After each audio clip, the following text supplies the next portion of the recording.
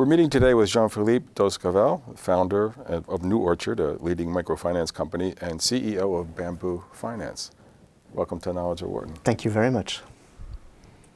Would you offer a brief history of Blue Orchard, its mission, accomplishments, and how you grew it into a $1 billion fund over 10 years? Well, the original idea was to seek how to promote microfinance globally, because we were convinced that microfinance, if properly done, can have a tremendous impact on poverty. What was attracting us as well to microfinance was the ability to have in one go an investment for social impact and financial returns. And this idea that you don't have to trade social impact for financial returns, and that you can actually achieve both at the same time. So that was very appealing to us, especially as Wharton grads. So the combination of willing to do something good and using the traditional tools of mainstream finance was attractive. We were in Geneva, surrounded by private banks and wealthy family offices, and the idea very quickly emerged to sort of create a for-profit management company, asset management company, trying to channel private investors' money into microfinance and delivering for them financial and social returns. So that was the beginning. That's the DNA of the company. We called it Blue Orchard so that people would remember the name. We didn't call it micro invest or micro, something. And then yes, we started with a very small seed money in our first fund with $10 million, essentially seed money given by a bank that took the risk of trusting us.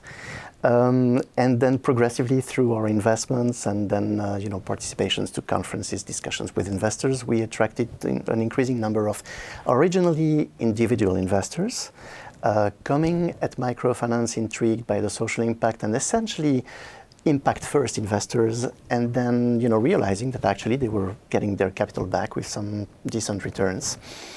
And, so market level returns, in other words, well, they weren't... I don't know if you call it market level returns. It all depends on your risk perception of microfinance, but we consider that given the low default rates of microfinance portfolios over actually a long period of time, delivering a net LIBOR plus 2% in US dollar in a very diversified portfolio of microfinance loans to microfinance company was a market return. And actually, I think institutional investors voted with their feet, because after 4 or 5 years of track record of attracting wealthy individuals, we suddenly were able to talk to fund of funds, pension funds, and even in the last 2 years, sovereign wealth funds. So we saw it as a gradual increase in our, of course, investment processes, but also as a demonstration that we could actually deliver the returns and be very effective investors in microfinance. Now, that was Blue Orchard from the start, very focused on fixed income in microfinance. And then around 2007, 2008, we decided to go into private equity because it was a need of the sector, because we knew the sector quite well as well, and were able to identify the good opportunities for investments. And we created a second company called Blue Orchard Investments to do private equity investments in microfinance. And then at the same time, we realized that obviously financial inclusion is important, but it's not the end of it, right? It's just a little piece of what low-income communities need to have access to. They need access to healthcare, affordable housing, clean water, clean energy. And we had this intuition, and some other people had done it before as well, that there were probably out there social entrepreneurs, for-profit companies trying to meet the needs of those low-income communities in those sectors. And so we created another company called Bamboo Finance to do private equity investments in non-microfinance related sectors. Right? And we raised the fund, very much a pioneer fund, $50 million now under management, 4 year, in terms of investment activity, and a decent portfolio of, we think, attractive, portfolio companies. The goal is the same, to demonstrate to mainstream finance that you can actually have social impact while doing what they do every day, which is investing money for financial returns. And the reason why we're so much focused on this combination of social and financial returns is that although we admire philanthropy and charity, we believe that it will never be sufficient enough to tackle the size, the magnitude of the problem of poverty in the world. And therefore, private capital and mainstream, those huge pools of private capital waiting to be deployed, should be deployed to also solving the most critical issues of the world today. So that's what we're after, right? And our success is important, but beyond our own little personal success, what we're really after is demonstration, replication. And as we've seen in microfinance, 10 years ago when we launched the Dexia Microcredit Fund with Blue Orchard, we had $10 million and we were probably one of the 2 funds out there in the market. Today, if you look at the World Bank website, CGAP on microfinance, I think you have 100 microfinance investment vehicles, and channeling collectively something like $6 to $8 billion to the microfinance industry. So, and that's in the space of 10 years. The idea with Bamboo Finance today and our private equity business is to actually hopefully do the same. And then, be competed against, be replicated, be copied, and then progressively be called a sector. Because if you're by yourself, you're not a sector and you're not an asset class, right? So you're a pioneer. You're a pioneer. You try to open paths and show what people could do. But then when you start talking about $5, 6, 8, $10 billion, a multitude of practitioners, and those practitioners start talking in networks and start organizing themselves and start discussing about how do you rate a microfinance company? How do you assess your social impact? You develop a common vocabulary, a common language that is recognized by mainstream investors. Then you progressively become an impact investing sector.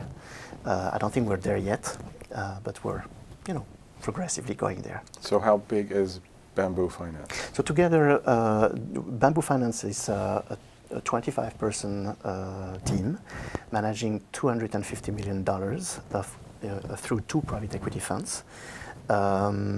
And we're close to full investment and are about to launch, second generation funds. So 250 million in 4 or 5 years. In 4 or 5 years, exactly. And people were actually amazed that we could raise this amount of money in a new field in what is a difficult financial situation worldwide, right? In 2008, 2009 were not precisely the best years to raise money. We raised $250 million on microfinance and non-microfinance. So very happy about that.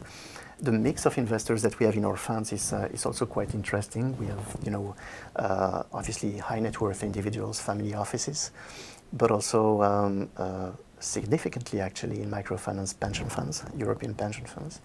And then we were very proud of being able to convince an Abu Dhabi-based sovereign wealth fund to test microfinance and impact investing in bamboo. So that makes for a very interesting key investor group, if you want. So they're investing in the Blue Orchard microfinance, in the bamboo and also in the funds. Bamboo private equity fund. Exactly. In both funds. Exactly. So Bamboo operates globally also then? Yes, we operate globally. As a matter of fact, we have now offices in Bogota, in Singapore. We're looking at opening in East Africa somewhere to cover East Africa, which is a very active region for social investing. We have a smaller office in San Francisco, and of course our base in Luxembourg, Geneva, and Zurich. And the idea is to progressively have most of our investment management capacity in the regions. So as a private equity firm, you are then investing in companies around the world. And tell me what kinds of companies you look for, a particular size, a particular stage of development, and of course, I'm assuming in a particular sector because they're aimed at some kind of a social impact result. Sure. So typically, we're investing private equity, growth stage. Growth stage today in impact investing means tickets, of about $3 to $7 million. We are investing and looking essentially for the first fund at all kinds of sectors and companies. We wanted this first fund to be fully diversified by sectors and by geographies. But we quickly realized that a few sectors are emerging in terms of absorption capacity and impact. One is healthcare, another would be affordable housing, a third would be energy. Those are clearly the three prominent sectors of investment for us. We'd love to do some educational deals. We have found two so far that were, in our opinion, worthy of investments. And so growth stage means that those companies for us have a proven track record, have tested their business models in the market, have a beginning of a revenue. They don't need to be totally break-even yet, but they need to have a very defined and aggressive growth plan and the capacity to deploy the equity that we're investing, of course. We will never take majority stakes. The objective for us is not to own or control. It's to be one of the partners of this group of initial promoters. We take a very active relationship to the portfolio companies. We are sitting on the board. That's a condition sine qua non. And then we engage on a monthly basis very, very actively. All our investment managers have a limited set of portfolio companies, 3 to 4 portfolio companies maximum that they're monitoring, and always on a 4 eyes principle as well. And they bring very significant value added, I believe, in terms of organization of governance, in terms of definition of business plan, in terms of financial management, operation. And so far, I think the feedback from the portfolio companies was very positive in terms of our engagement. Do you help them to find new personnel and talent as they grow? Absolutely. So I actually, as a matter of fact, on our website, we post their job postings. We help them look for key personnel. Obviously, we're CFO level, CEO in the organizations. For some of them, we even help in fundraising. Seek for co-investors, introduce them to our network. Yeah. Could you give me some examples of the kinds of projects that you've done so far? One example that we are very proud of is an investment we made in India in a chain of rural hospitals. Problem in India, 80% of the healthcare sector is urban when the needs are rural. 80% of the healthcare sector is tertiary care when most of the needs are primary and secondary. We met a group of doctors who had started their hospitals, no frills, high quality, 50-bed hospitals in one state, in Karnataka. They had 4 hospitals, 2 of them break even, 2 of them on the way to break even, and they had this grandiose plan of going to 50 hospitals serving 1 million low-income people. Well, today, 2 years after our investment, they have 12 hospitals. They serve 250,000 patients from low-income communities in Karnataka. They're entering a second state, and they just closed an additional round of fundraising, attracting much larger private equity funds than ours, which we see as a success. And I think they'll be on track to getting their 50 hospitals in 2 to 3 years and serving this 1 million client or patient base. And then this is just the beginning, because if they have proven this business model, you imagine how many states you have in India and how many low income you have in India. It's just mind-boggling to. So it's the beginning of you defining a sector here. Well, absolutely, and of signaling to much larger private equity funds that there is a sustainable, financially attractive business model, but with huge social impact. And the fact that we have, or we will be proving, hopefully, that the intrinsic part of the business model is helping low-income communities get access to primary healthcare will, so we hope, prevent follow-on investors not to divert the mission of the company, right? Because in itself, serving low-income in rural areas will be proven very profitable. So that's at least the theory. That's what we hope for. We have not made any exit yet on the impact investing, where the jury is still out in terms of how we'll fare for our investors, but we believe that we have a strong case. You mean when it comes to an when exit? it comes to exiting our private equity investments, obviously. That's one example. Another example that I find very attractive, again in India, is one of electrification of villages in Bihar, which one of the poorest states in India.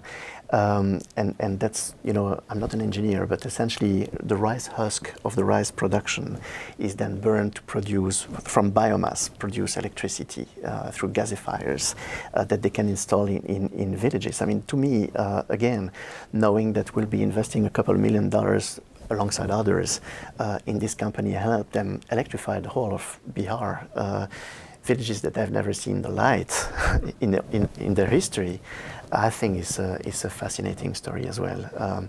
Again, on track to I think being also a solid financial investment, but with tremendous social impact. Another example, let's see. Access to education, to higher university education in Mexico. I mean, hundreds of thousands of poor students with no access to university and still capacity to do it, right? With skills, intelligence. We are invested since 2 years in a company lending money to very poor people to get access to university, thinking that we'll hopefully with them and with others be able to send the students to universities is going to be very rewarding socially for the people, financially for our investment, but also think about the human capital of the country that you're building for generations and for the very long term. That's also very satisfactory. So, I mean, those are 3 examples, and that there are many more, but... Tell me how you see Bamboo evolving over the next 3 to 5 years. Oh, if I had my way. I think one thing I've learned of the last 10 years is that even though you grow fast, you don't have to rush it. Better to, and again, in the spirit of being able to demonstrate something, better to build steadily your case and deliver results to your first set of investors, and then build from there and send very positive signals. So today we manage $250 million. We're 25 people, working from 3 regional offices. My goal for the next 2 years is probably to double that with economies of scale. So probably less staff as we increase our funds under management. That's one set of ambition. That's very selfish, Having also exited a few investments and proven to our initial investors that they were right to trust us, prove to other would-be investors that they should come into the sector, and then hopefully contribute to the learning of the industry and the creation of the sector by sharing best practices and examples, and hopefully returning to knowledge at Wharton in 5 years and telling you about great stories and exits that we will have realized. There's been a lot of publicity when it comes to microfinance now, just shifting back, I guess, to Blue Orchard. Over the last, several months, some microfinance companies have had problems. There's been more defaults than there had been originally. As it got so successful, that success saw some of even the nonprofits develop a profit-making arm, and then some commercial banks moved into this space, and so there's this perception that there's, the phrase is bleeding the poor, for example. Right. And so I'm just wondering what your view is of that, and how your company views that, and whether how extensive that problem is. It's a difficult question, and one that calls for a balanced answer. I do think that problems are still limited to a few geographies and I would call saturated markets. I think they usually are triggered by a combination of causes, some internal, some external. I don't think, well, the first thing I would say is that to me and to Bamboo and Blue Orchard, it doesn't put into question the role of microfinance fundamentally and the objective of financial inclusion for the so-called unbankable people. Right? So let's not throw the baby with bathwater. That would be the first answer. So yes, financial inclusion is important. Yes, microfinancing is important, and that's why I said at the beginning, if you do it properly, microfinance works anywhere, right? Now, where do you see the problems? Fast and exponential growth of some companies, usually uncontrolled, with weak management, with weak monitoring, with weak management information system, and essentially problems that are building and are factually hidden by the sheer growth of the assets and the portfolio, right? That could be one. The other, probably an excess of competition in some saturated markets. I mean, urban markets in Central America where you have 10, 15 microfinance companies chasing the same, low-income communities in the same slums or in the same suburbs, I mean, of course, lead to over-indebtedness of clients. And you have some, I would say, lenders or microfinance operators that are less regarding than others when it comes to credit worthiness and checking the credit quality of the would-be borrower. So probably some overheating or over competition in those urban centers. And then probably some mea culpa from the microfinance investment vehicles where, at the beginning, as I said, we were by ourselves and the world was ours. When suddenly you have 100 funds chasing the same 200 microfinance companies, willing to lend to those microfinance companies, then suddenly the same thing happens. Just as microfinance banks become a bit more softer or less regarding when it comes to credit quality of their own borrowers, some microfinance investment vehicles may have done the same thing with microfinance banks. So that's unfortunately a negative consequence of success, if you want. Now, to the opposite, you have some geographies where you have a huge need of resources. You have microfinance operators, because they're operating in difficult, legal environments or political environments in some parts of Africa, that do not get access to finance. So is there a need for finance, and should this finance be channeled where it's really needed? Absolutely. But to me, again, it doesn't put into question the need of microfinance, and also what has been termed the commercialization of microfinance. See, when we started, and I started more than 12 years ago, but when we started looking at microfinance programs or microfinance operations, first of all, it was called microcredit, not microfinance. And it was usually credit-only institutions, not for-profit or for-profit, that were lending to, small entrepreneurs. But the idea has always been, at least for us and a few players in the industry, to actually progressively specialize, grow, professionalize those credit-only companies into progressively full-fledged banks. Because what poor people really need is not so much credit, in fact, it's savings.